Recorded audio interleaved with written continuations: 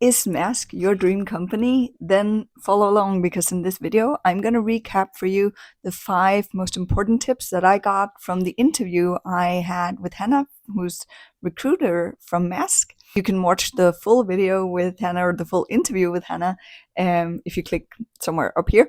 I will link it.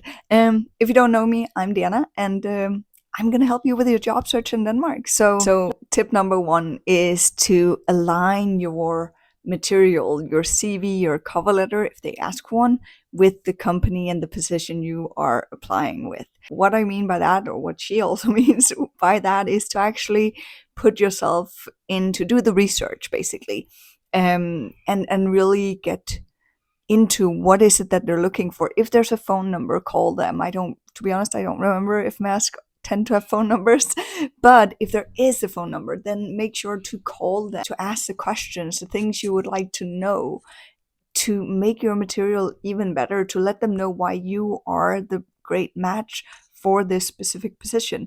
Because if you just write a standard CV that you write everyone, they don't know, like, how does that fit in here? Not as well as you can make it seem when you write the specific material, at least. So what I'm saying is that when you are focusing your material on making that gap, and that's what I see a lot of people don't do, which is a mistake. So make the gap, create the bridge between the gaps. That's what I want to say. So this is what the company is asking for. This is your experience and your skills. Show them how these two things fit together. Don't make them guess. Actually tell them what's the connection here. Because and to you it might be super obvious, but to them, maybe not so much. So that's why you actually need to tailor it to that specific company. And this goes both for the CV and the cover letter, because in a lot of circumstances, they read the cover letter second. So if they don't find your CV interesting, they'll never get to your cover letter. Tip number 2, it goes long, research the company. So it's not just about seeing, oh, here's an interesting job and a good description of a job, I'm just going to write a application and a CV based on that. It's more also figure out what's with the company. What kind of company is it? Is there something in the media right now? Is there something that you need to be aware of? What are the values? What's the work culture? So everything you can figure out, try and figure that out, because having all this knowledge, by the way, also why coffee meetings is a good idea, but having all this knowledge makes you able to write even better material, and a lot of the time better material than 90% of all the other applicants. So remember, do your research, prepare for the common interview questions. Tell me about yourself. That is typically one of the first interviews you'll get in a job interview. And what they're really asking you is, tell me about yourself in relation to the company and this specific job. So you're not just like, hey, I grew up, blah, blah, blah. It's actually the things that are relevant for them. Always think, what's the value for them to know this? And it's not that they don't want to know anything about who you are as a person. They do, but it's also keeping focus, which is really important, right? So really thinking about all of the questions. What are your strengths and weaknesses? Why do you want to work here? Have some good, rehearse some good answers in advance. So you're likely to get asked some variation of these questions, right?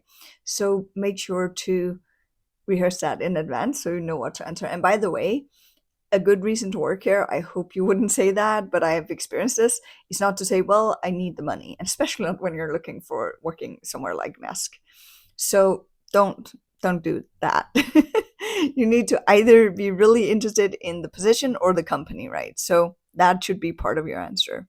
The next thing that Hanna was talking about in the interview I had with her is to ask interesting questions, thoughtful questions. So again, remember to actually prepare really well for your interview. Make sure to have some questions that show that you have insights, show that you are knowledgeable around the topic of the position, so that you're asking questions that will give you information, give you some important information, but you're at the same time also asking questions that help you show that you have knowledge, right? So really important tip here. And the last thing that Hannah was saying is to follow up after the interview. So I always recommend sending a thank you email so that you will get the opportunity to be polite, first of all, but also say, hey, thank you. It was so interesting. I really thought these points that we talked about was really, really important, and it made me really made me even more interested to work with you guys. If you then have additional questions that you can ask, then do that. Like say, hey, I do have an additional question that I'm not really sure I got answered. Again, it has to be something that's like relevant and it has to make sense. But asking that again gives you a touch point, and we want to have a lot of touch points throughout the interview process, because the more we see something, the more positive we usually are towards it. So the more they see your name, the more they see information for you, that they see that you're a good match, that you ask good, relevant questions, the more they'll most likely like you. So giving that touch point after the interview again is like, hey, I'm being polite, I'm following up, this is the kind of person I am. That's also something they'll then expect from you when they hire you, that you're that type of person, right? So I hope this makes sense. Again, if you want to see the entire interview with Hannah, it was really good. I would link it here somewhere. And remember to subscribe, right?